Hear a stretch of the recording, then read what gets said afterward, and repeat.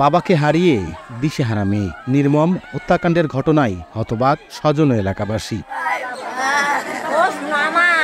মঙ্গলবার রাতে ঝিনাইদহের মহেশপুর উপজেলার বাথানগাছি গ্রামের শাহজাহান আলী নিজ কক্ষে একা ঘুমোচ্ছিলেন। সকালে স্ত্রী নূরজাহান বেগম স্বামীকে ডাকতে গেলে গলাকাটা অবস্থায় পড়ে থাকতে দেখে চিৎকার শুরু করেন। পরে স্থানীয়রা পুলিশকে খবর দিলে নিহতের লাশ উদ্ধার করা হয়। এ ঘটনায় জড়িতদের দ্রুত গ্রেফতার করে আইনের আওতায় আনার দাবি স্বজনদের। লোকটার নাম আছে জিয়াদ, টাকা পয়সা চেয়েছে ভ্যান জুত করার জন্য।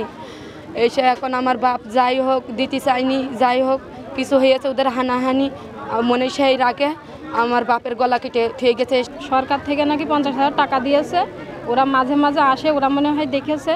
দেখার পরে কালকে আসছিল, এসে নাকি বাবার কাছে চেয়েছে ভ্যান কিনে দাও নাই টাকা দাও। ওনার স্ত্রীকে পাশের ঘরে আটকে রেখে ইনাকে মারছে। আমরা শুধু বিচার চাই আর বাবার জন্য ফাঁসির বদলে তার ফাঁসি হয়। সে কি জানে বিনা অন্যায় মারলে। নগদে 500 টাকা বা তার বেশি পেমেন্টে পেতে পারেন ঢাকায় জমিসহ 20 কোটি টাকার পুরস্কার। এদিকে দ্রুত দোষীদের আইনের আওতায় আনা হবে বলে জানায় পুলিশ।